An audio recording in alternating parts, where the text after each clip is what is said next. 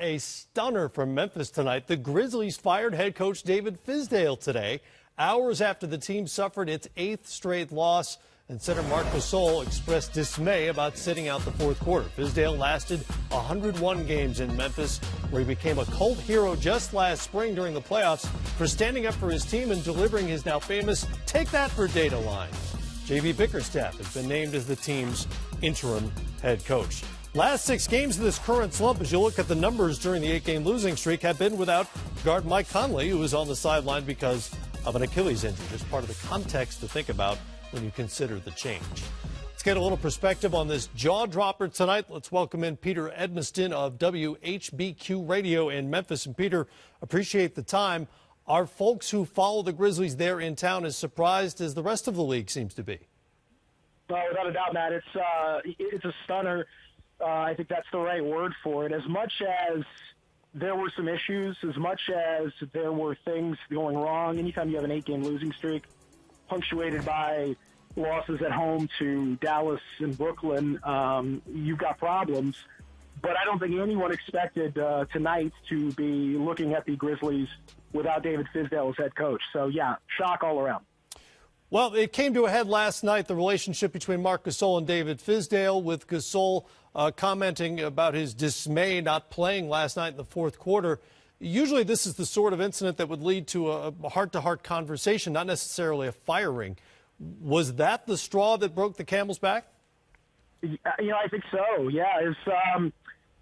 For the longest time, it's been something that has been reported locally, but I don't know that it was so much well-known nationally, that Marc Gasol and David Fizdale really weren't on great terms. I don't know that it was a personal animosity or anything like that, but just philosophical differences about the way they wanted to approach the game. Last year, Fizdale asked Gasol several times to be more active in making leadership moves, like, for example, personnel decisions, play calling, schemes, that kind of stuff. And Marc just flatly refused and said, that's not my job. I'm not the coach. You're the coach. You tell me what to do. I'll do it.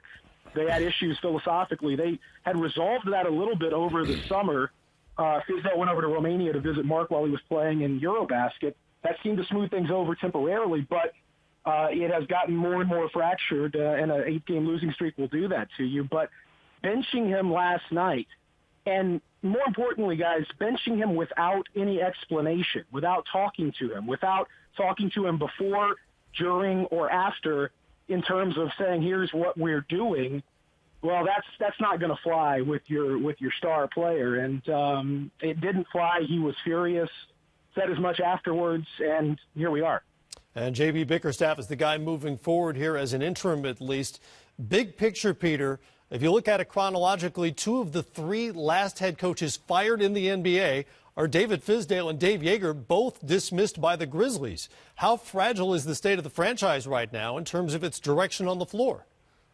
Well, on the floor, I think they are under no illusions about the transition that they've had to face. Going from Marc Gasol, Mike Conley, Zach Randolph, Tony Allen, now to what they thought would be Marc Gasol, Mike Conley, and Chandler Parsons, but Parsons' injury, Mike Conley's injury, that's all changed that. On the floor, they're in transition. Off the floor, I don't think there's any doubt that the front office has not done them any favors in terms of stability. I don't know that the moves they've made have been all that great, and I don't know that in terms of ownership, they've had great connection with these coaches. Certainly the end of the Dave Joerger regime was fraught with a lot of problems on both sides. This one is much more of a, you can say what you want, but when the star player, it couldn't look more like a situation where Marc pushed all the chips in and David Fizdale ended up the loser, and that's not going to look good for your franchise no matter what happens.